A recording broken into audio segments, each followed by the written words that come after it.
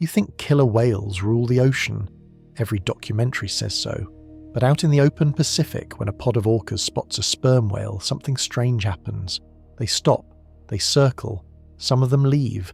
The sperm whale is 60 feet long and weighs as much as a loaded 18-wheeler. Its click is louder than anything alive on Earth. Its head can crack a ship in half. Tonight, we're going all the way in. From the deepest battles in the ocean to a language only AI is beginning to decode. If you enjoy this journey, subscribing and hitting like keeps it going. Now take a breath. We begin. Picture this. A pod of killer whales is cruising through open ocean. 6 of them, moving fast, hunting. They are the apex predators of every nature documentary you've ever seen. They have taken down great white sharks. They have flipped seals off ice floes. They are organised, fast and ruthless. Then one of them spots something big ahead. The pod slows down. The lead female, a massive orca known to researchers as Cookie, holds her position. She does not charge. She circles wide. Her pod fans out. Several of them drop back entirely. What stopped them? A single sperm whale. No fangs bared. No charging. The whale simply floats there, watching them with one enormous eye. And the killer whales hesitate. This is not a fluke. Scientists and whale-watching crews have documented this exact scenario multiple times. Killer whales, which are the most effective cooperative hunters in the ocean, will approach sperm whales with serious caution. Adult bulls they often avoid altogether, and the more researchers study sperm whales, the more they understand why. The sperm whale is the largest toothed predator that has ever lived on this planet. Larger than any meat-eating dinosaur. Heavier than anything with teeth alive today. A fully grown male stretches about 60 feet, roughly the length of a school bus, and can weigh up to 45 tons. That is heavier than a fully loaded semi-truck. Every single part of this animal is built around one idea: surviving the most extreme place on Earth.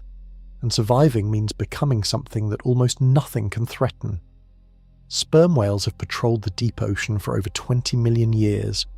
Their body plan has barely changed in all that time, which tells you something important. Evolution only keeps what works. If something has stayed the same for 20 million years, it is because it works perfectly. But the size alone is not the whole story.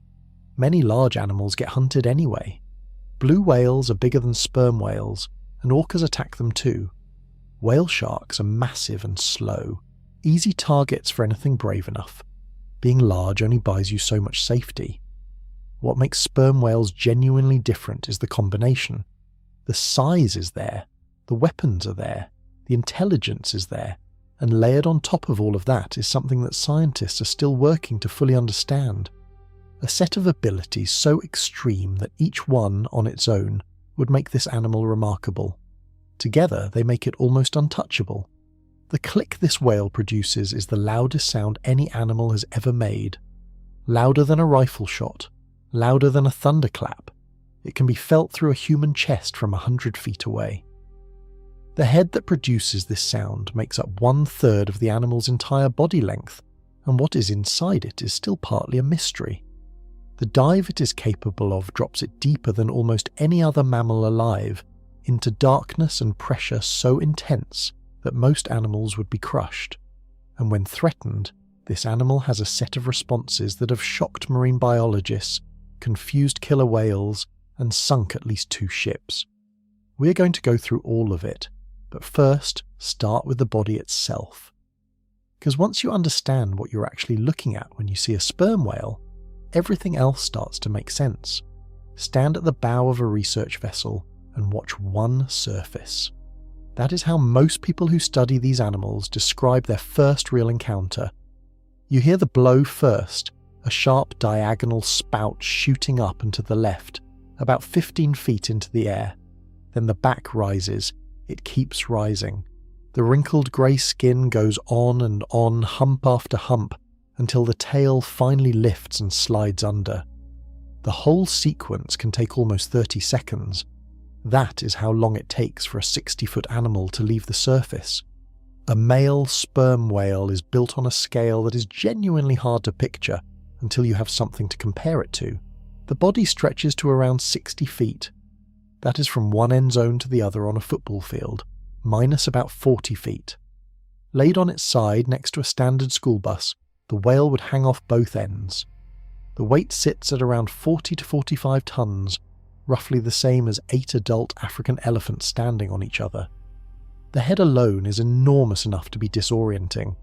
It takes up about 1/3 of the total body length, meaning the head of a 60-foot whale is around 20 feet long. That is the size of a full-size pickup truck and nearly as wide. Females are significantly smaller. A female reaches about 40 feet and roughly 17 tons. That is still a massive animal, bigger than any land predator alive today.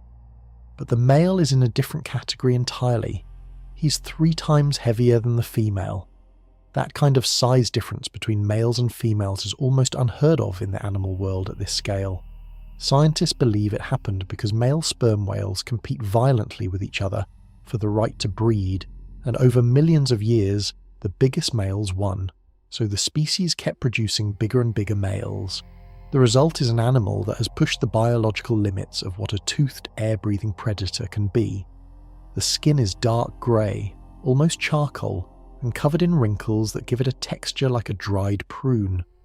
Just behind the head, the wrinkles are deepest. Scientists think this increases surface area for heat loss when the whale surfaces from a deep, hot-blooded dive. There is no real dorsal fin, just a low hump followed by a series of ridges along the back like knuckles. The tail flukes are broad and triangular, and when a whale prepares to dive deep, it lifts them fully clear of the water before going straight down. The jaw is long and narrow. Only the lower jaw carries functional teeth, big cone-shaped pegs about 8 inches long and weighing close to 2 pounds each. There can be up to 50 of them. They fit into sockets in the upper jaw when the mouth closes. Adult males are covered in scars, long white scratches from battles with other males, circular ring marks from squid suckers, old wounds that healed into ridges across the wrinkled skin. Every scar is a record of something this animal survived. And survival, for a sperm whale, means spending a life in some of the most brutal conditions on the planet. What drives all of that survival comes from the most unusual structure in the animal kingdom, and it sits right at the front of that enormous head. Imagine walking toward a wall. Now imagine that wall has eyes. The front of a male sperm whale's head is almost perfectly rectangular. It is blunt and flat at the front like a box, and it curves backward into the body over a length of nearly 20 feet. There is no snout, no tapered nose, nothing that looks like what you expect from an animal that needs to move through water. Every basic rule of hydrodynamics says this shape should be terrible at swimming, and yet here it is. 20 million years of evolution kept this shape. That tells you the head is not a flaw, it is the point. 1/3 of the entire animal's length is this structure. In a 60-foot whale, that means the head alone is roughly 20 feet long and about 10 feet wide. If you stood it upright and walked through a standard doorway next to it, the head would be taller than your house. Inside that head are 2 large oil-filled compartments. The main one runs along the top and is called the spermaceti organ. Below it sits a dense fatty mass called the junk, which despite the name is one of the most precisely engineered acoustic structures in biology. Together, these 2 chambers take up a full quarter of the animal's body mass. The spermaceti organ can hold up to 500 gallons of a waxy, oily substance that changes state depending on temperature. Heat it up and it becomes liquid. Cool it down and it solidifies into a wax. Scientists have debated for decades what this organ actually does. Some believe it adjusts the whale's buoyancy for diving, acting like a ballast tank. Others believe it focuses and amplifies the sound that the whale produces, essentially acting as a massive acoustic lens. The evidence leans towards sound production as the primary function, but the truth is that multiple functions may be happening at once. What is agreed upon is this: no other animal has anything like it. The spermaceti organ is unique to this species and its close relatives, and it is so large and so structurally specialised that scientists believe its evolution actually changed the shape of the whale's skull to accommodate it. The entire bone structure of the face shifted over millions of years to make room for this organ. There is also a third theory that gets less attention in academic circles, but is supported by some striking physical evidence. Herman Melville wrote about it in Moby Dick, and real-world incidents have backed it up since. The head may also function as a battering ram. We are going to get to that, in detail. It involves a ship, a very large and very angry whale, and 2 impacts that change maritime history.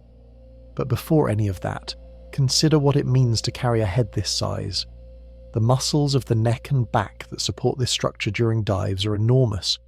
The whale's entire spine is under constant mechanical stress. This head is a commitment.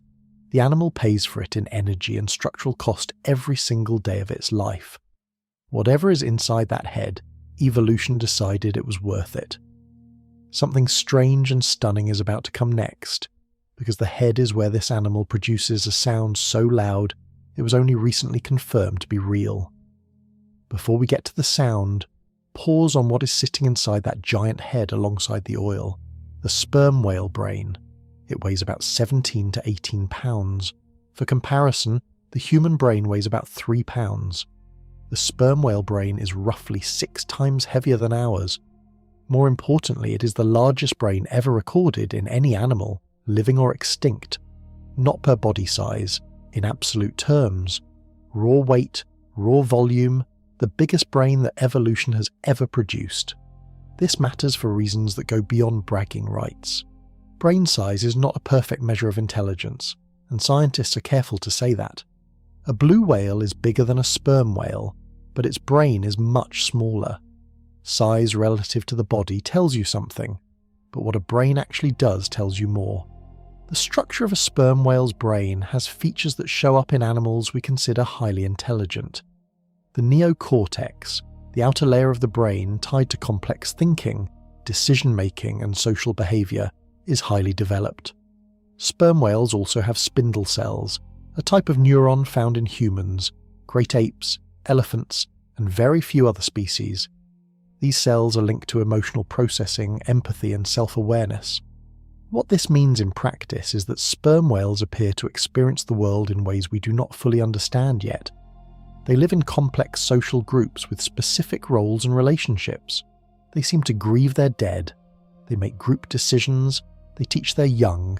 They communicate in structured patterns that researchers are now describing as having some of the same organizational features as human language.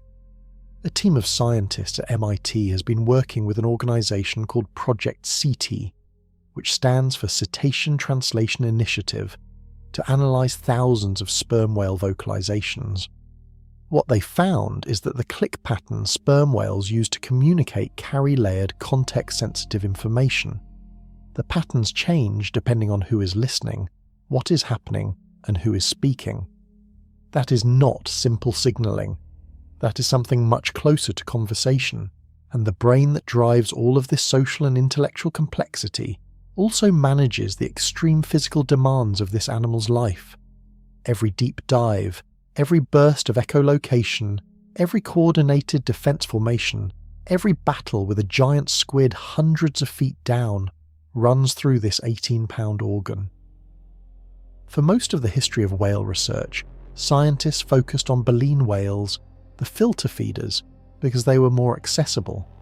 Sperm whales spend most of their time underwater in places difficult to study. The brain of a sperm whale has only been seriously examined in recent decades.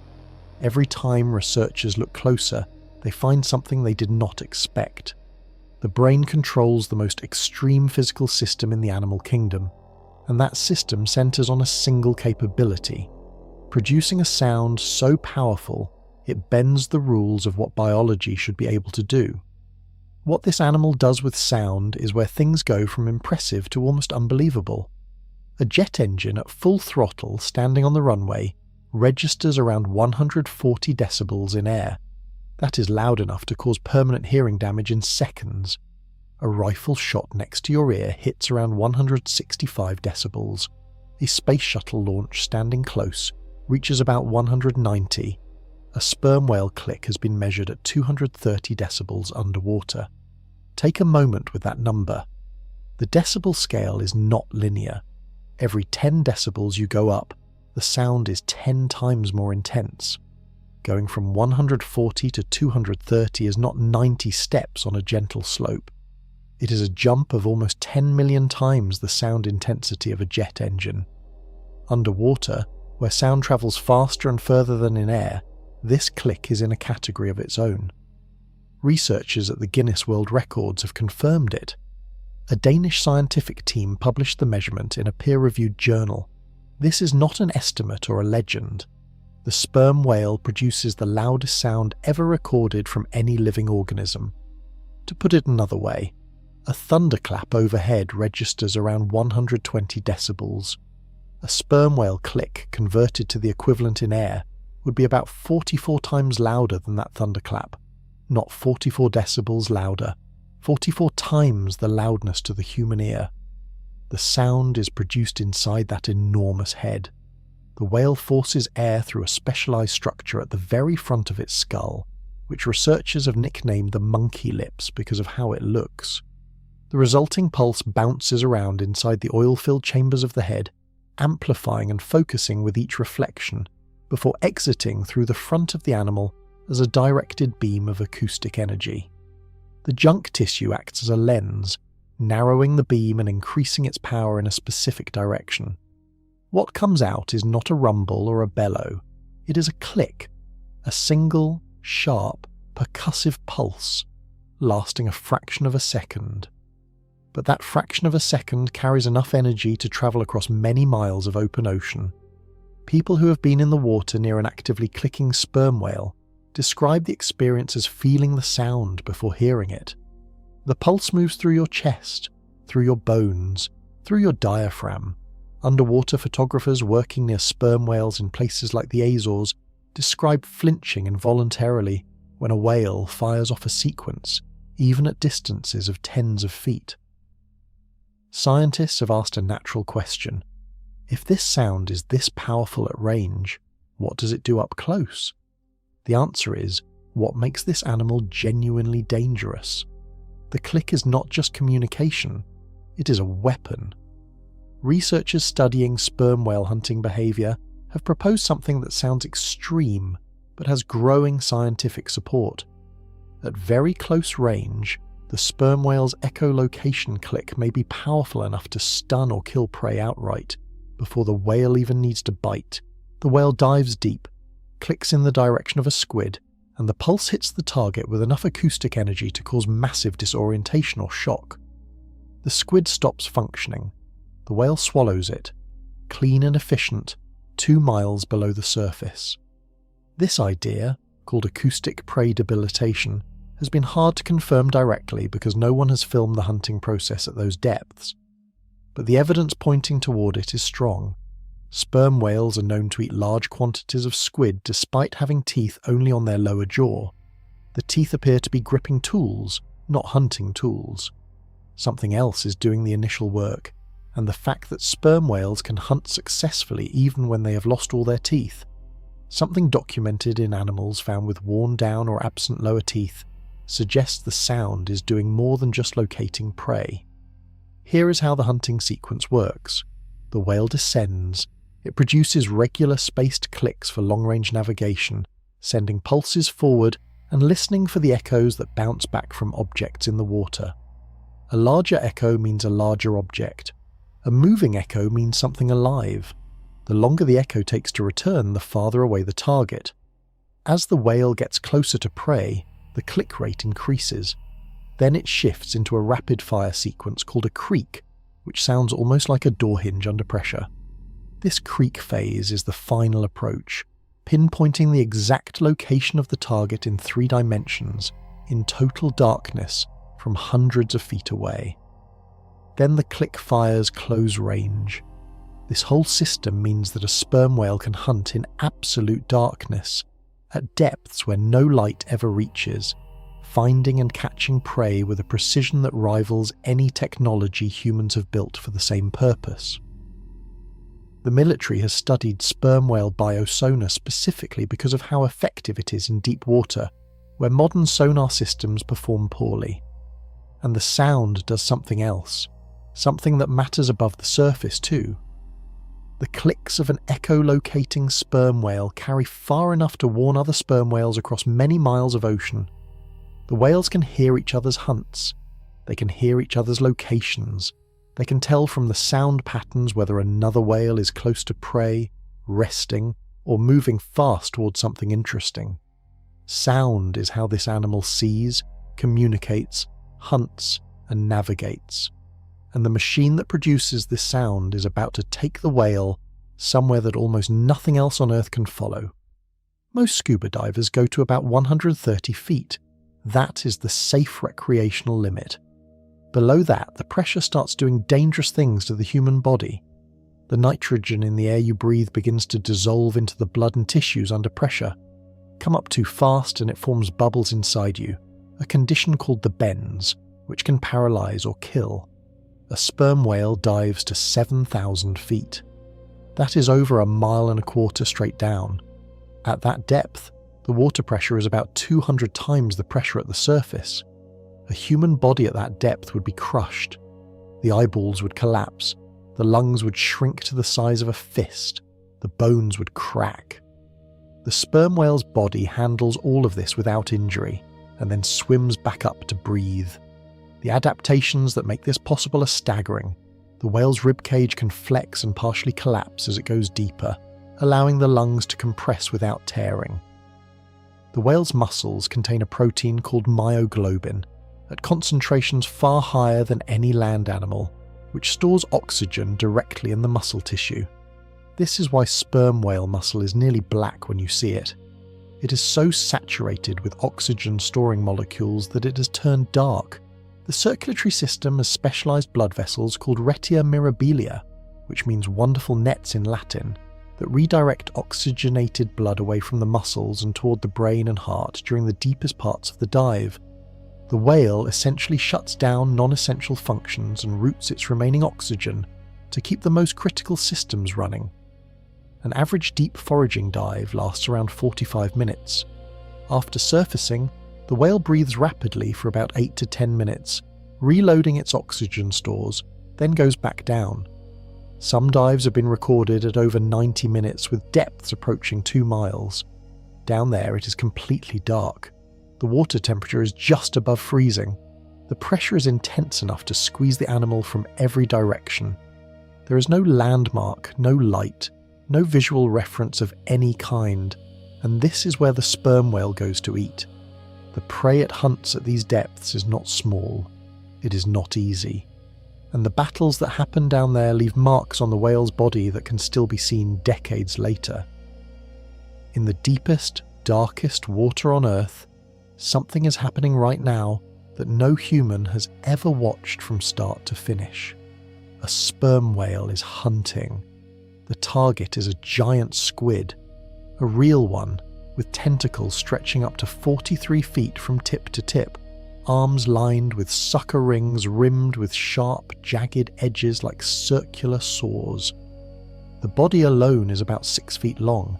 The eyes are the size of dinner plates. This animal can move fast, changing direction in an instant, and those suckers can grip with enough force to tear flesh. The whale clicks. The squid's enormous eyes detect something. Giant squid have some of the largest eyes in the animal kingdom, and researchers believe those eyes are tuned specifically to detect the bioluminescent glow that gets stirred up in the water as a large animal approaches. The squid has been detecting large, glowing things for millions of years. It knows what they mean. But the click travels faster than anything the squid can outswim. The American Museum of Natural History in New York has a famous diorama of this encounter. A life-sized model of a sperm whale locked in combat with a giant squid, both animals at full size, frozen in the moment of contact. Researchers who built it were working almost entirely from indirect evidence, because this battle, one of the most dramatic interactions between two large animals on the planet, has almost never been directly witnessed by humans. What we know comes from the aftermath. The indigestible beaks of giant squid turn up in sperm whale stomachs by the hundreds.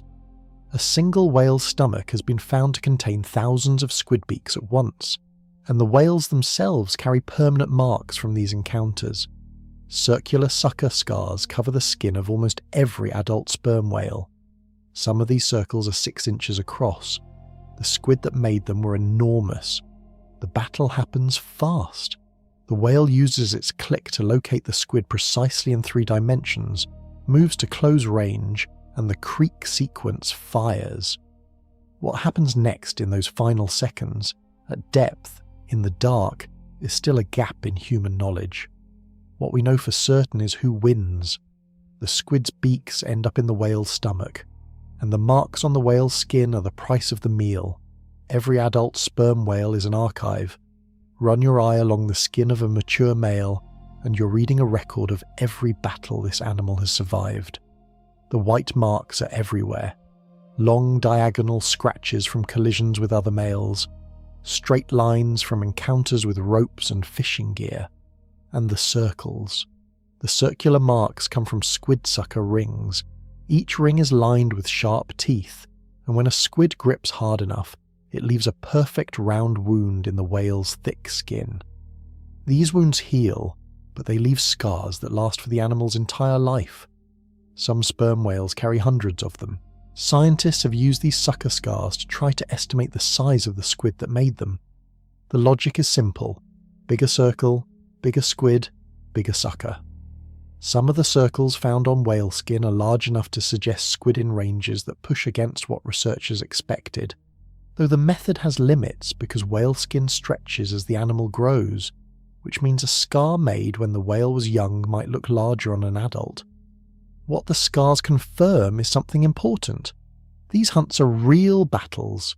The squid is not passive prey. It fights back, hard, with tools sharp enough to mark an animal covered in blubber inches thick. The whale wins the vast majority of these fights. We know this because the whales keep diving, keep hunting, keep coming back up with stomachs full. But the scars tell you it costs something. There is also a specific type of mark that sometimes appears on whale skin that is not from squid. These are parallel tooth rakes, pairs of scratches spaced close together, running across the body. Marine biologists recognize these immediately. They are from killer whale teeth. Orca teeth are precisely spaced, and when a killer whale bites and drags, it leaves a recognizable pattern.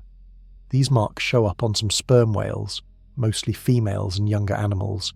They are evidence of attacks that happened, attacks the whale survived. But here is where it gets interesting. The marks are not common on adult bulls. The big males, the ones that weigh 45 tons and carry heads the size of a truck, do not show many orca bite marks, because orcas do not often try to bite adult male sperm whales. They have learned, through generations of experience, what happens when they do. What the whale does when a pod of orcas arrives is one of the most remarkable defensive behaviours in the ocean. And it starts with the females. A pod of female sperm whales with calves is travelling in open ocean when the orcas arrive. The killer whales fan out in a coordinated approach, moving to cut off escape routes. This is the strategy that works on everything else. Surround, separate, isolate the young, take the calf. The sperm whales respond instantly. The females turn toward each other. They bring the calves into the centre. Then they form a circle, heads pointing inward, tails pointing outward in all directions. Every animal is pressed close to the others. The calves are surrounded on all sides by adult bodies. The orcas are now facing a ring of flukes, each fluke capable of delivering a strike measured in tons of force. This formation has a name. Scientists call it the rosette, or sometimes the marguerite formation, because from above it looks like the petals of a flower. Each whale is a petal, facing inward, and the calf is the centre. To attack any individual in this formation, a killer whale has to get past the tails. Sperm whale tail flukes span about 12 to 15 feet across, and the muscles that drive them are the most powerful in the animal's body. A direct tail slap from a large sperm whale has enough force to shatter a small boat's hull. Against an orca, which weighs about 6 tons, A clean hit is genuinely dangerous. Researchers who have watched these standoffs describe them as remarkable for how long they can hold. The females stay locked in formation, rotating slightly, always keeping tails toward the threat. Orcas circle the outside looking for gaps. Sometimes they try a rush and are driven back by swinging flukes. The standoff can last an hour or more. The orcas are patient hunters. They usually win by waiting for fatigue, by picking off a calf that gets separated, by finding a formation that breaks. Against sperm whales, those strategies have limited success. The formation does not break easily. The animals are too big to tire quickly, and no calf is accessible from the outside, so sometimes the orcas try something different. They push harder, they get closer, and that is when the whale does something that shocked researchers when they first saw footage of it. Before we get to the strange defense weapon, understand what a sperm whale tail can do. The flukes of a large male span about 15 feet from tip to tip. The peduncle, the thick base that connects the tail to the body, is dense muscle, the largest concentration of muscle in the animal. This is the engine that drives a 60-foot, 45-ton body through the water at speeds up to 23 miles per hour. When a sperm whale slaps its tail on the surface, the impact generates a sound that can be heard miles away underwater. From a boat, you hear a crack like a large caliber rifle shot. The water around the impact point launches in all directions. Anything within a few feet of that strike takes a hit that nothing can absorb without consequences. Male sperm whales use their tails in fights with other males. Two bulls challenging each other will often slap the surface between them before deciding whether to escalate to a full contact charge. The tail slap is a warning. It communicates size and power in a language that does not need words.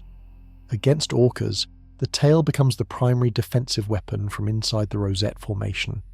Each whale in the formation keeps its flukes angled outward and swings them in coordinated arcs. An orca that moves too close to the edge of the formation risks catching a strike from several thousand pounds of muscle moving at speed. Documented encounters show orcas taking hits from sperm whale tails and breaking off their attack entirely. Even a glancing strike is enough to change the math for a predator that weighs 6 tons. The orca's speed advantage disappears when it cannot get inside the defense without running through a wall of moving tail. The tail is also used in jaw-popping displays, where the whale opens and snaps its lower jaw shut with a sound like a gunshot. The teeth, each one weighing about 2 pounds, are visible in a wide-open lower jaw. This display alone is enough to make most animals reconsider. But for a group of determined orcas willing to take some tail hits and keep circling, there is one more option the sperm whale has kept in reserve, and it is deeply, deeply undignified, but it works. In the spring of 2022, a research vessel off the coast of Western Australia followed a pod of orcas led by a matriarch named Cookie for 3 straight hours. The orcas were clearly tracking something. They moved with purpose, dropping below the surface, surfacing briefly, circling. Then Cookie suddenly shot forward through the water and stopped. The rest of the pod caught up.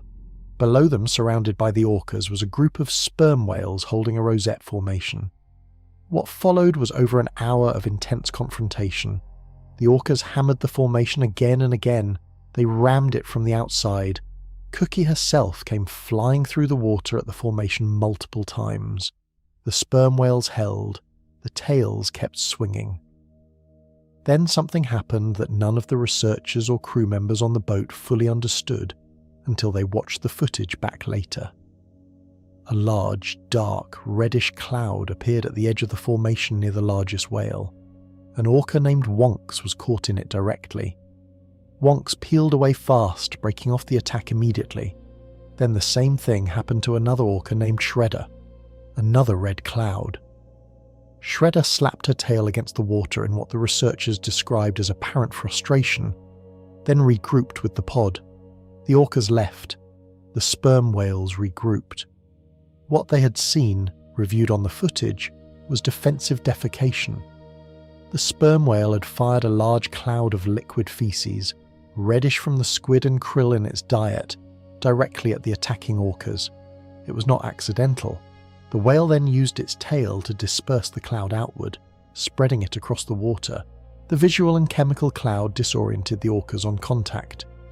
Marine biologist Jenna Tucker, who was on the vessel that day, confirmed what they had witnessed. The orca hit by the fecal cloud moved off suddenly and without hesitation. The second attack was met with the same response. Both times, the orca that got hit broke off immediately. Scientists had known that defensive defecation existed in principle. Some animals use feces or urine as a deterrent, but this appeared to be one of the clearest documented cases of a sperm whale actively deploying the behaviour as a directed weapon against orcas, combined with active tail dispersal to maximise coverage. The orca pod left, the sperm whales kept moving, and the question that researchers were left with was, how much of this behaviour is learned? How much of it gets passed down through generations? Because what Cookie and her pod did that day, and how thoroughly they failed, may have taught those specific orcas something about sperm whales they did not know before. The orca matriarch Cookie is well known to researchers who work in the waters off Bremer Bay in Western Australia. She's experienced, smart, and the leader of one of the more successful hunting pods in the region. Killer whale pods pass hunting knowledge through generations. The techniques a matriarch uses, she learned from her mother, who learned from hers. When a strategy fails badly enough, that lesson can travel through the pod too. What Cookie's pod learned that day is what sperm whale pods have apparently been teaching orca pods for a very long time. Attack records of sperm whales by orcas show a clear pattern. The attacks that succeed usually involve calves, younger animals, or individuals separated from the group. Adult females in a tight rosette formation are rarely successfully attacked, and adult males, the big bulls, are almost never targeted at all. Researchers have pieced together why from various observations. A bull sperm whale gives orcas almost nothing to work with. He is too large to be overpowered by anything short of a coordinated group effort. His skin is too thick for a quick bite to do serious damage. His tail can deliver a strike that would injure or kill a smaller predator. His head is essentially a battering ram, and his sound, the echolocation click fired at full power in close quarters, creates acoustic pressure that causes real disorientation. One theory, still studied but not fully confirmed, is that sperm whales can direct their clicks at attacking orcas in a way that is genuinely painful or disorienting. The click was originally designed to stun squid. An orca is not much larger than some of the squid these animals hunt. Acoustic debilitation at close range may be part of what makes bull sperm whales so difficult to attack. The orcas are not stupid. They are among the most cognitively sophisticated predators alive. They run a cost-benefit analysis on every hunt. And when the cost of attacking an adult sperm whale includes poop clouds, swinging tail flukes, potential acoustic blasts, and a wall of bodies that will not break, the math stops working in the killer whale's favour.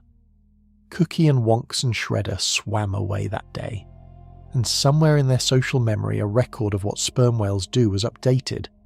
But the whale's abilities are not just about defence, and the head that houses all of this power still holds one secret that even today scientists cannot fully agree on.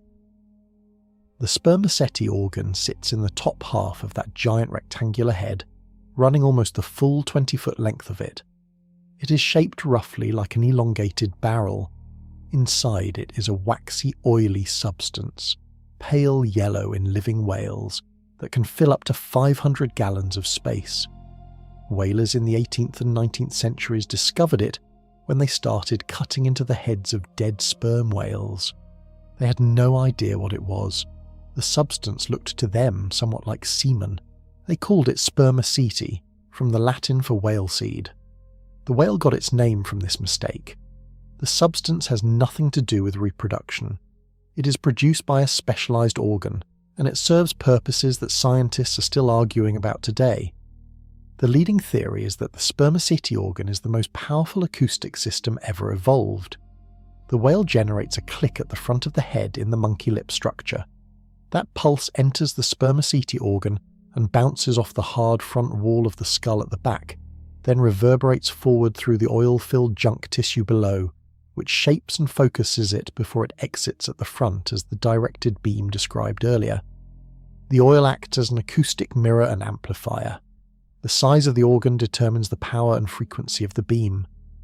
A second theory is that the spermaceti controls buoyancy. If the whale can change the temperature of the oil, it changes the density of the fluid, which changes how much the head weighs in water, which changes the whale's tendency to sink or float. Cooling the oil by drawing seawater through the nasal passages could help the whale sink faster at the start of a dive. Warming the oil from metabolic heat during the hunt could help it rise back up. It is an elegant mechanism in theory. The problem is that recent research has found anatomical difficulties with this idea. The structures needed for that kind of heat exchange do not appear to be present in the right configuration.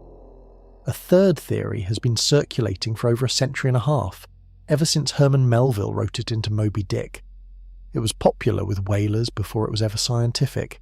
They believed the head was a weapon, and in 1820 they got a very loud and very clear piece of evidence.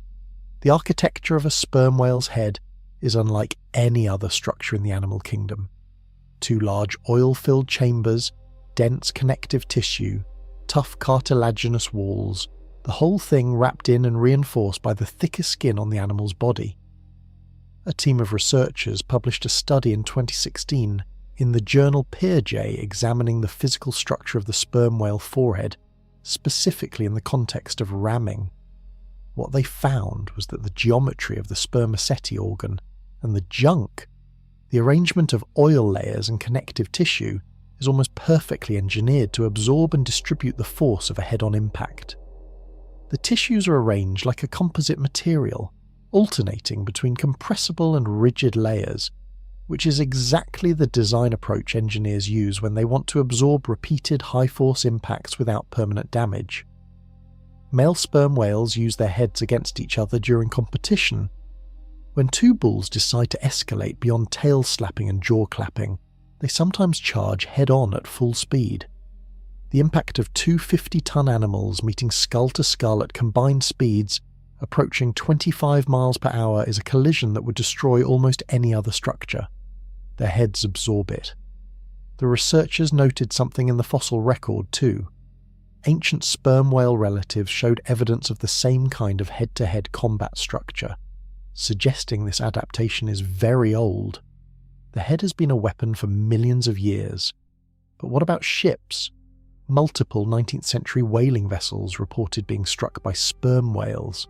Usually this happened after a whale had been harpooned and was fighting back. A wounded animal charging a ship in pain is not surprising. What makes the story of the Essex different is that the whale that sank it was never harpooned. It attacked without being touched first, and it came back for a second hit. November 20th, 1820. The Pacific Ocean, roughly 2,000 miles west of South America. The whaling ship Essex out of Nantucket, Massachusetts, was hunting sperm whales.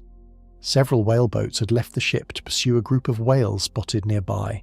One of those small boats was damaged in the chase and returned to the main ship for repairs. First Mate Owen Chase was supervising the work when he looked up and noticed something in the water not far from the ship.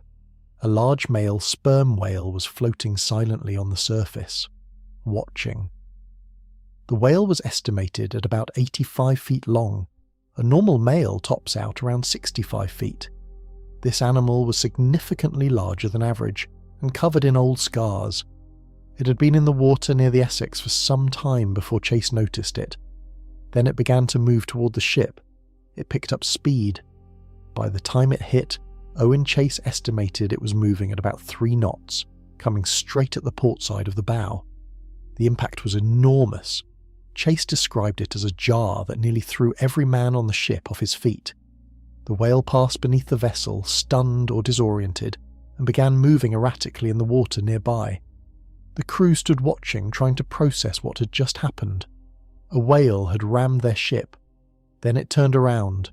It oriented toward the Essex again. It charged a second time, faster. The second impact was worse than the first. It punched through the wooden hull. The Essex began taking water immediately. The crew had about 90 minutes before the ship sank.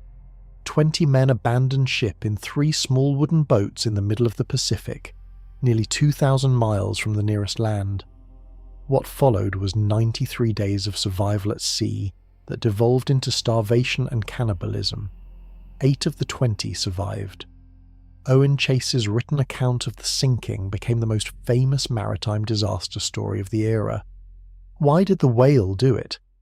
Researchers have examined the question for 2 centuries. One theory is that the hammering sounds the crew made while repairing the damaged whaleboat produced low-frequency clicks that may have sounded to the whale like the echolocation of another large male entering his territory. Another theory is that the whale had just heard his pod being attacked nearby and was responding to defend them. What is known is that he hit the ship twice deliberately and then was gone. He was not the only whale to ever do it. The Anne Alexander sunk in 1851 by a sperm whale. The Pusey Hall damaged in 1835. The Pocahontas, the Lydia, the 2 generals, multiple ships, multiple strikes. In every documented case, the whale involved had either been harpooned first or was in the vicinity of a hunt that had just killed members of its pod, except the Essex. The Essex whale started the attack before any harpoon was thrown, and that case, more than any other, convinced a struggling writer in New York named Herman Melville that he had the story he needed to write. Herman Melville had not found his book yet. He had written 2 adventure novels about the South Pacific, and they had done reasonably well, but he was restless and feeling like something was missing. Then, in 1850, he met Owen Chase's son and borrowed his father's account of the sinking of the Essex. He read it in one sitting. Shortly before that, he had also read a magazine article about a real whale. A sperm whale that whalers in the Pacific had been hunting for years without success. An albino bull, enormous, covered in scars, who had destroyed multiple whaleboats and seriously injured or killed several whalers. The crews had given him a name, Mocha Dick, because he was first spotted near Mocha Island off the coast of Chile. Melville combined these 2 sources into Moby Dick, published in 1851. The book did not sell well at first. Critics were confused by it. The story of a whaling ship's captain consumed by obsession for a white whale that had taken his leg, a book that was also somehow a philosophical novel, a scientific manual on whaling, a meditation on fate and destruction, did not fit neatly into any category. Melville died in 1891, having never seen his book become famous. It took until the early 20th century for Moby Dick to be recognised as one of the greatest novels in American literature. But one detail of the book's history stands out beyond the literary legacy. Shortly after Moby Dick was published, another whaling ship named the Anne Alexander was rammed and sunk by a sperm whale in the Pacific. When another vessel caught the whale responsible, they found the Anne Alexander's harpoons still embedded in its side, along with splinters of the ship's wood driven into its flesh. The whale had carried the evidence of what it had done. Melville, when he heard about the Anne Alexander, is said to have found it darkly funny. He had written a book about a whale that sank a ship, and then a real whale went and did it again. The story of the Essex, of Mocha Dick, of the Anne Alexander, tells you something that the documentaries about killer whales often skip past. The sperm whale is not prey. It is not a gentle giant floating around waiting to be hunted. It is an animal with the largest brain ever produced by evolution, capable of making decisions about how to respond to a threat, capable of attacking something 7 times its size and winning. And the weapon it used to sink ships, that enormous rectangular head, is the same structure used for something far stranger and more subtle. What the head actually produces, and what it is used for between members of the same species, opens into something that scientists have spent years trying to decode. Look at the lower jaw of a sperm whale, and you see something that does not match the rest of the animal. The jaw is long and narrow, almost absurdly narrow compared to the massive rectangular head above it, and lining that jaw are up to 50 teeth, each one a thick cone shape, roughly 8 inches long and weighing close to 2 pounds. They fit into sockets in the upper jaw when the mouth closes like plugs sliding into holes. The upper jaw has no functional teeth of its own, just the sockets. This is unusual. Most predators with teeth use them to kill. Sharks have rows of serrated blades for cutting. Crocodiles have interlocking pegs for gripping and holding. Even other toothed whales like dolphins and orcas have teeth that they use actively during hunting. The sperm whale's teeth are almost entirely on one jaw, and they appear to be designed for one specific purpose: grip. When a sperm whale catches a squid, it does not slice it or chew it. It holds it. The teeth close around the slippery muscular body of the squid and prevent it from escaping while the whale uses suction to draw it down the throat hole. Scientists confirm this by examining the stomach contents of sperm whales that had lost most of their teeth to age or injury. Those toothless whales had the same quantity and variety of squid in their stomachs as whales with full sets of teeth. They were still hunting successfully. The teeth, then, are the final step in a process that the sound does most of the work for. The click stuns or disorients the prey, the suction draws it in, the teeth make sure it does not get away at the last second. What is interesting about the teeth is what happens to them over a lifetime. Old males often have teeth that are worn almost flat, ground down through decades of use. Some have teeth broken off entirely. The pattern of wear tells researchers something about age and diet history. It is like a dental record, written in enamel. The teeth also carry another function that has nothing to do with eating.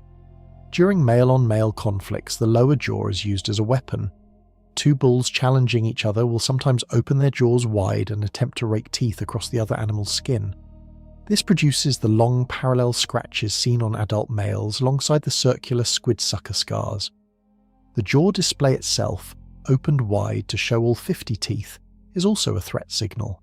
An animal that opens its mouth to you and shows you 2 pounds of tooth per peg is communicating something very clear. But compared to what comes next in the life of this animal, teeth and jaw displays are almost ordinary, because sperm whales sleep in a way that makes no sense until you understand the physics of what they are. Imagine coming across a group of enormous grey shapes hanging vertically in the open ocean, perfectly still, heads pointing down, tails barely breaking the surface. No movement, no sound, no clicks. For the sailors who first encountered this behaviour centuries ago, it must have been genuinely alarming. A pod of 60-foot animals, suspended like underwater missiles, completely motionless in the open water. Sperm whales sleep vertically, not lying on their sides like a dog, not floating horizontally like a log. They descend just below the surface, orient themselves with their heads tilted slightly downward and their tails near the top, and they go still. The entire body drifts with the current. Eyes closed, no echolocation, no communication clicks, just the slow rise and fall of a massive body carried by the water. A research team published the first scientific documentation of this behaviour in 2008, after attaching suction cup recording tags to sperm whales around the world. What they found was that these drift dives happened in pods, were weakly tied to certain times of day, and represented something the whales appeared to do together. Multiple animals in the same pod would enter the vertical drift state at roughly the same time, creating what one researcher described as a pod of sleeping torpedoes. The session lasts about 15 to 20 minutes, then the whales surface slowly to breathe and may drift back down again. The total daily sleep time appears to be very short, possibly just 7% of the animal's day, making the sperm whale one of the least sleep-dependent large mammals yet studied. What makes this unusual beyond the posture is the depth of the rest. Most dolphins and porpoises sleep with only half their brain at a time, keeping one hemisphere active to manage breathing and basic awareness. Sperm whales in this vertical drift state appear to shut down more completely. The 2008 study noted that a vessel that accidentally drifted into a group of sleeping sperm whales got very close before any of the animals responded. The whales were not partially awake, they were deeply asleep, and they woke up only when the boat actually made physical contact with one of them. This suggests sperm whales may experience something closer to full sleep than any other cetacean. possibly including the deeper stages of rest that mammals can reach. Whether they dream is a question no one can answer. But the first humans to sail directly into a sleeping pod of them got an answer to a different question entirely. In 2008, the same year, researchers published their findings on sperm whale vertical sleep. A sailing team navigating the open ocean near Sri Lanka came across something they initially could not identify. Ahead of them, partially obscured by low swells, were shapes in the water. Large shapes, barely moving. The crew reduced speed and approached carefully. As they got closer, they realized they were looking at a pod of sperm whales in vertical drift, suspended just below the surface with their tails pointing upward. The sailboat moved slowly through the group. The whales did not react. One of the animals was close enough to the hull to be within arm's reach. The whale did not flinch. It just drifted, eyes closed, enormous. The crew filmed what they were seeing. The footage, later shared widely, shows the boat picking its way gently through a field of vertical giants, each one hanging in the blue water like a grey monolith. The whales are so still that they look unreal, like statues arranged in the open ocean by something much larger than human hands.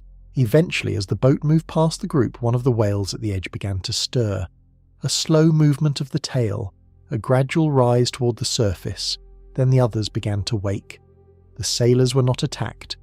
The whales surfaced around the boat, breathed and moved off.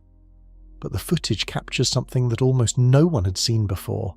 A pod of the ocean's most powerful predators in a state of total vulnerability, floating in the open water, completely trusting in whatever sleep trusts.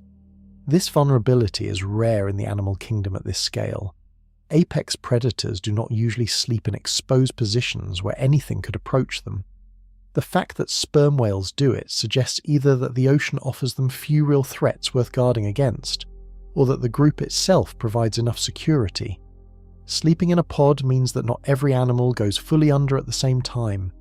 Some researchers believe the timing is staggered slightly, so at least a few individuals remain at a lighter level of awareness. What wakes them, when something does, responds in milliseconds. The jump from deep sleep to full defensive posture happens fast enough that the sailors who filmed that Sri Lanka encounter said it felt like switching on a machine. This kind of group coordination while resting points towards something deeper about how sperm whale society is organised. And that society is built on a structure that has some striking similarities to one of the most complex social animals on land. Sperm whale society runs on family. The core unit is a pod of females and their young, usually between 6 and 12 animals, though larger groups form when pods join temporarily. These pods are matriarchal, meaning they are led by older, experienced females. The oldest female in the group has knowledge that the others do not. She has lived through droughts in squid populations, unusual weather patterns, encounters with hunters and predators. She knows where to go when the usual feeding areas are empty. She knows what sounds mean danger. This mirrors a structure found in one other large intelligent mammal, African elephants. Elephant herds are led by matriarchs.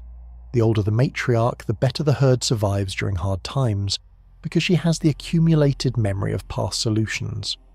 When researchers remove older matriarchs through poaching, the surviving herds make worse decisions, move to worse feeding areas, and show higher levels of stress.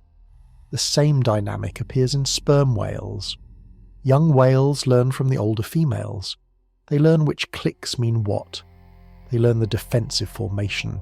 They learn the roots and the rhythms. This knowledge is passed directly, generation to generation, through lived experience alongside the group.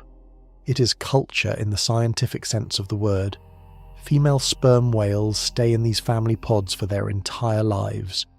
They are born into them, mature in them, raise their calves in them, and die in them. A pod can stay together for decades. Individual whales have been tracked returning to the same feeding areas and the same group members over spans of more than 20 years. The bonds are real.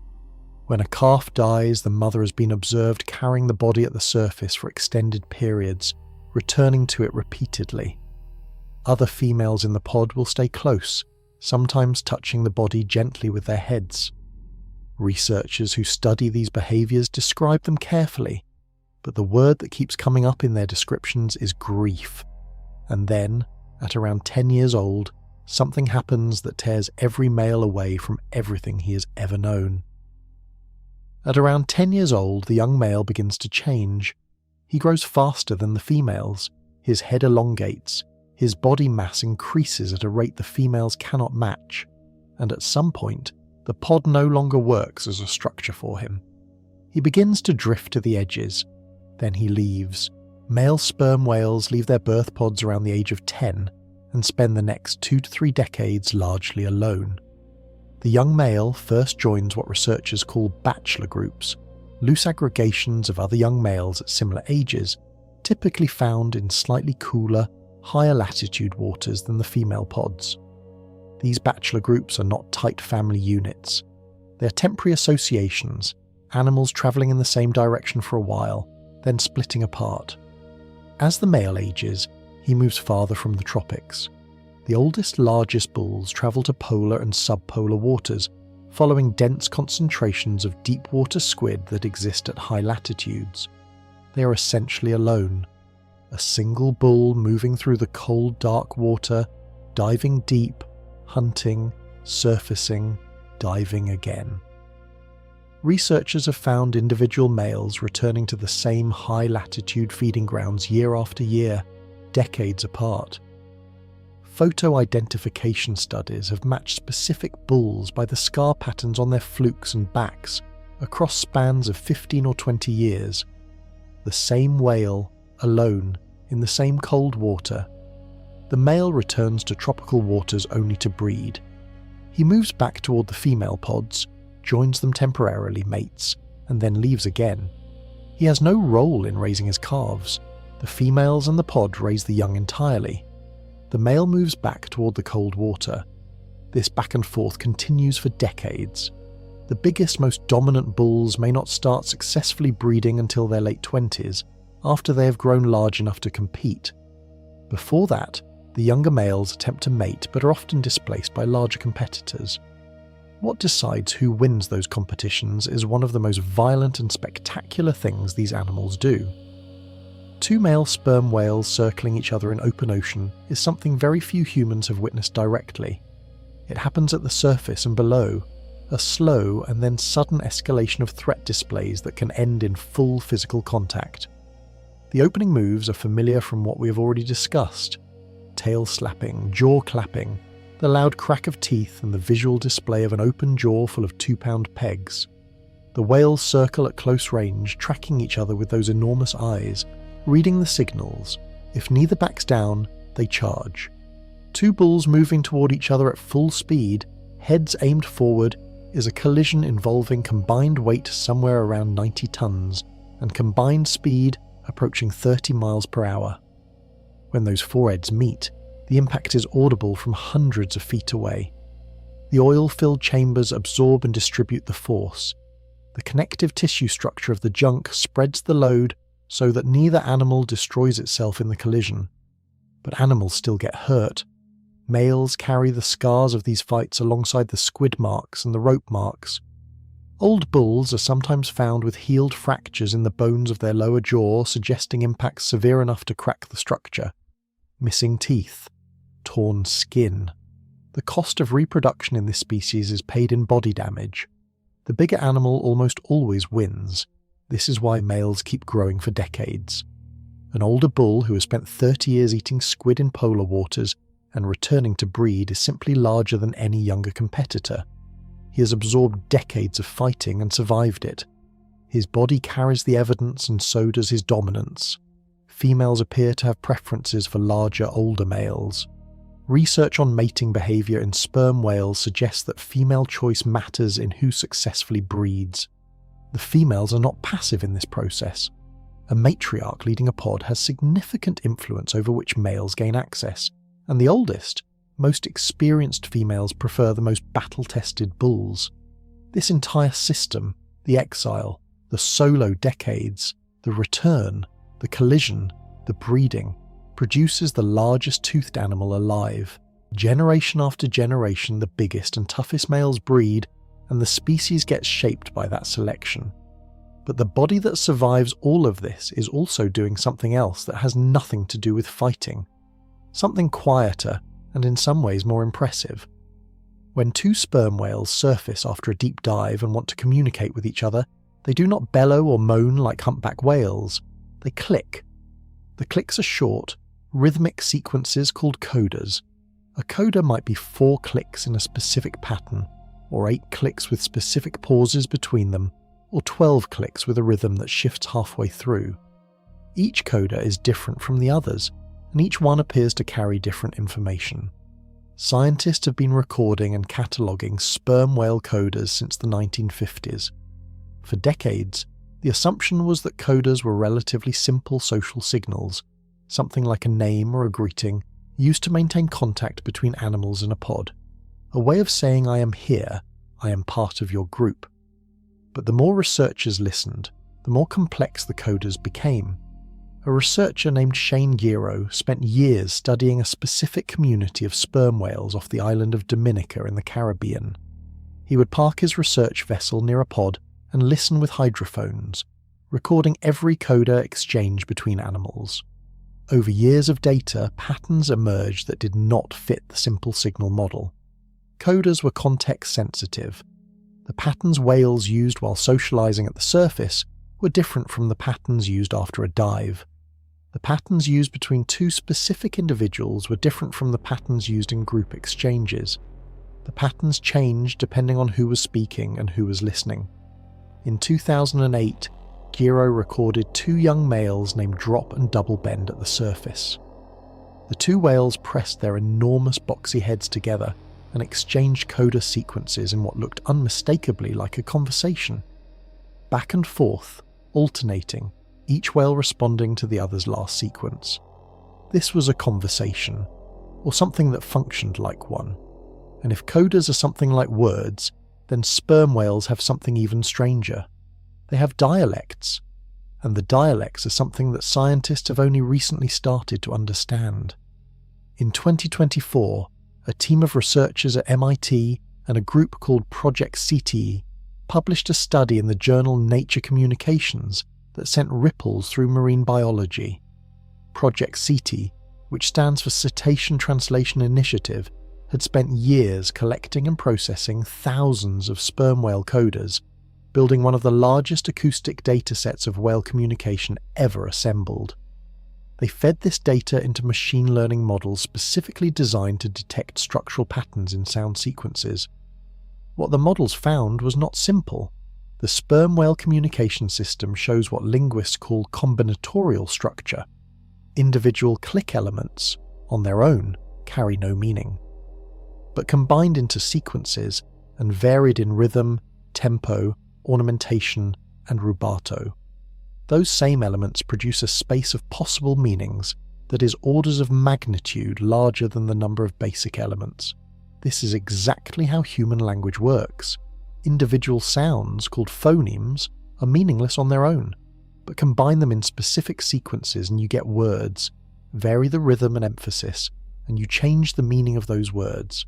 The same mechanism appears to be operating in sperm whale codas. Professor Daniela Roos of MIT, one of the study's authors, described the finding carefully. The sperm whale communication system may represent the first case outside of human language where a communication system uses duality of patterning, the ability to combine meaningless units into meaningful ones. That is a significant statement. Duality of patterning is one of the features that linguists have long said distinguishes human language from animal signals. Bees dance, birds sing, dolphins squeak. But those systems, however sophisticated, do not combine meaningless elements into meaningful ones the way human words do. If the sperm whale system does, then we have been living alongside a form of communication more complex than any other animals for our entire existence as a species, and only now starting to hear it properly. Project CTE has identified somewhere between 100 and 600 distinct coda types across their dataset. They believe they have found a sperm whale phonetic alphabet. They are now trying to figure out what it says. Pull back from a single pod of sperm whales and look at the whole species spread across the ocean. Sperm whales live in every ocean on Earth, from the equator to the edge of the sea ice in both the Arctic and Antarctic. They occupy the deep water everywhere, and across this enormous range, different communities of sperm whales use different coders. Researchers have identified distinct vocal clans, large groups of sperm whales spread across wide ocean regions that share specific coder repertoires. The Caribbean clan uses a recognizable set of patterns. The Pacific clans use others. Within each clan, there are further variations at the pod level, and individual whales within a pod have their own personal variations within that shared framework. The pattern is the same as what you find in human language. A New Yorker and a Texan both speak English, but their pronunciation, vocabulary and rhythm are different enough that you can tell them apart immediately. A native speaker of English and a native speaker of Japanese are farther apart still, different enough that communication requires active translation. Sperm whale vocal clans are more like the New Yorker and the Texan end of the spectrum. They share the basic system but differ in specific ways that identify them as belonging to a particular community. These dialects are learned. Young whales are not born knowing their clan's coders. They acquire them from the adults around them over the first years of life. If a whale were raised in a different pod with different dialects, it would sound different. This is cultural transmission in the strict scientific sense. Information about how to communicate being passed from one generation to the next through learning, not genes. Scientists have watched pods of whales from different clans encounter each other in the wild. The animals interact cautiously, clicking in their respective dialects, apparently navigating the acoustic difference between them. In some cases, the pods move apart. In others, they socialize briefly and separate. The dialect appears to be a marker of identity, telling each whale something about who the other animal is and where they come from. And running beneath all of this communication, in the intestines of these animals, is a substance that humans have been hunting, prizing, burning, and wearing on their skin for 1,000 years without fully understanding where it came from. Deep inside a sperm whale's intestine, something strange is forming. The whale has eaten squid, thousands of them. The squid's soft bodies digest easily, but the beaks do not. They are hard, sharp, resistant to the whale's stomach acids. Usually the whale vomits them back up before they cause trouble, but occasionally some beaks make it past the stomach and into the intestine. There they accumulate, pressing against the walls of the digestive tract, and the whale's body responds by coating them in a thick, waxy secretion from the bile duct. Over months and years, this coating builds up, layer after layer of waxy material surrounding a mass of squid beaks and intestinal debris. The mass grows, it darkens, it hardens. Eventually the whale passes it out or the lump washes out from a dead animal. It floats. Exposed to sun and salt water for years, it changes. The harsh chemical smell of fresh feces oxidizes away. Something else emerges, an earthy, musky, sweet scent, unlike anything else in the natural world. This is ambergris, and it is worth roughly $15,000 per pound. A chunk of ambergris the size of a basketball can fund a year of research. In 2021, a sperm whale that washed ashore in the Canary Islands was found to have a mass of ambergris inside it, weighing over 20 pounds. Researchers estimated its value at roughly $500,000. The substance only forms in about 1% of sperm whales, and collecting it from a living whale is not possible. Ambergris reaches shore either attached to a dead whale or floating free, looking like a dull, waxy rock. Children have found it on beaches. Fishermen have pulled it from the ocean. For 1,000 years, almost no one knew what it was or where it came from.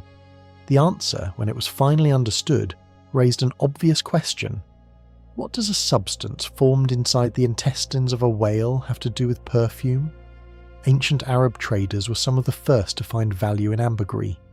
Medieval Islamic texts describe it as a medicine for the heart, the brain, and the stomach. In 10th century Arabic writing, It was said to come from an underwater fountain somewhere in the Indian Ocean. The true origin was not understood for another 800 years. In the perfume industry, ambergris served a specific technical purpose. It is a fixative. A fixative in perfumery is a substance that makes a scent last longer on skin, that anchors the volatile aromatic molecules so they do not evaporate within an hour. Ambergris contains a chemical called ambrine, which binds to skin and holds other scent molecules in place.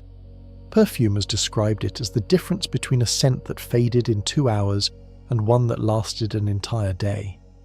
The great French perfume houses of the 19th century used it. Chanel, Lanvin, houses that built empires on specific scent signatures, relied on ambergris to stabilize their formulas.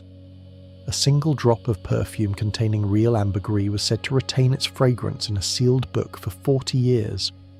During the Black Death in the 14th century, Europeans carried small balls of ambergris called pomanders, believing that the pleasant smell would ward off the bad air thought to carry disease. In medieval courts, it was mixed into hot chocolate and coffee by kings who believed it had medicinal and aphrodisiac properties. King Charles II of England reportedly ate eggs, scrambled with ambergris as a breakfast indulgence. The substance came from an animal that was being hunted to near extinction, and for centuries no one connected those two facts properly. The whalers who harvested spermaceti blubber did not always understand that the waxy lump sometimes found inside a dead whale's intestine was the same substance washing up on beaches and selling for fortunes in Paris. Today, synthetic versions of ambrine exist and have largely replaced the real thing in commercial perfumery. Ambergris is still legal to trade in most of the world, and a fresh discovery on a beach still generates enormous interest. But the industry that made the original material possible, the great sperm whale hunt of the 18th and 19th centuries, is what we need to look at directly now. In the early 1700s, the global sperm whale population numbered over 1 million animals. Hunters had been taking whales near the coast for centuries, but sperm whales live in deep water far from shore, and early hunters could not reach them. Then the technology changed. Better ships, better harpoons, longer voyages. Nantucket, a small island off the coast of Massachusetts, became the center of a global industry built entirely on killing sperm whales. The whalers wanted 3 things: blubber, boiled down to oil for lamps and lubricants; spermaceti, the waxy oil from the head, which burned cleaner and brighter than any other candle material available at the time; and ambergris, when they were lucky enough to find it, which sold for prices that could fund an entire voyage. The hunting was brutal. Whale boats, about 25 feet long with a crew of 6 men, would be lowered from the main ship when whales were spotted. The crew rowed toward the animal until a harpooner could strike from arm's reach. Then they held on as the whale dove, dragged, and fought. This was called a Nantucket sleigh ride. When the whale tired enough, a crew member moved forward and drove a long lance into the whale's heart or lungs. The ocean around the dying whale turned red. Then the carcass was towed back to the main ship, lashed alongside, and processed at sea. Teams of men cut into the blubber with long-handled blades, stripping it off in spiraling sheets, lowering it into vats on the ship's deck, and boiling it down into oil in brick furnaces called try-works. The smell of rendering whale could be detected miles away. Thousands of voyages over more than a century, thousands of ships, hundreds of thousands of whales. By the mid-20th century, when international protections finally began to slow the killing, the global population of sperm whales had dropped by roughly 2/3, from over 1 million animals to somewhere around 300,000. Decades of hunting had removed 2 animals out of every 3. The species survived. But what it lost in those centuries goes beyond numbers. It is easy to think of whale hunting as purely brutal and senseless. But to understand what drove it, you need to understand what the world looked like before petroleum. In the early 1800s, there was no oil industry, no refineries, no pipeline. If you wanted to light a lamp after dark, you burned something: animal fat, vegetable oil, cheap tallow candles that smoked and stank and dripped. The quality of light you could produce was directly tied to the quality of the fuel you could afford. Spermaceti candles were different.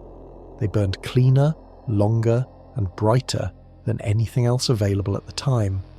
A room lit by spermaceti candles was noticeably better than the same room lit by tallow. Wealthy homes, government offices, lighthouses, and ships' cabins all preferred it. The brightness of a spermaceti candle became an actual unit of measurement. Candle power, still referenced in some lighting contexts today, was originally defined as the light output of one standard spermaceti candle. Sperm whale oil, pressed from the blubber, served as the finest lubricating oil of the era. The precision machinery of the early Industrial Revolution, the clocks, the textile mills, the naval equipment, all needed lubricants that would not congeal in cold weather or gum up under heat. Sperm oil was the answer. The US Navy used it. The Swiss watchmaking industry used it. Every precision instrument of the 19th century ran on something that came from the belly of a sperm whale. The discovery of petroleum in Pennsylvania in 1859 changed everything almost overnight. Kerosene replaced whale oil for lamps within a decade. Petroleum-based lubricants followed. The economic foundation of the whaling industry collapsed. The timing was, for the sperm whale, fortunate. If petroleum had been discovered 50 years later, the species may not have survived. But even as the industrial hunt wound down, other countries continued hunting. Soviet whalers killed sperm whales through the 1970s on a scale that rivaled the entire era of American whaling. International protections came slowly and unevenly. The full moratorium on commercial whaling did not arrive until 1986. The animal that had powered the Industrial Revolution had spent 200 years paying for it. When researchers talk about the sperm whale population declining by 2/3, they usually mean the raw head count. 1 million before, 300,000 after. The number is staggering enough on its own, but there is something that the population count does not capture. Sperm whale culture accumulates slowly. An old female leads a pod because she has lived through things the younger animals have not. She has decades of knowledge about feeding routes, about seasonal patterns, about how to read the ocean's rhythms. That knowledge lives in her mind. When she dies, it is gone, unless she's had time to teach it. When whalers targeted sperm whale pods, they did not select randomly. The hunting technique naturally exposed the largest animals to the greatest risk, the ones that surfaced most prominently, the ones that came to investigate the ships or came to defend calves being taken. The most experienced, most socially central animals were often the ones killed. Researchers who study elephant populations after heavy poaching see the same pattern. When older matriarchs are removed, the surviving herds show lasting behavioural damage. They are more easily startled, more prone to aggression, less effective at finding food in hard seasons.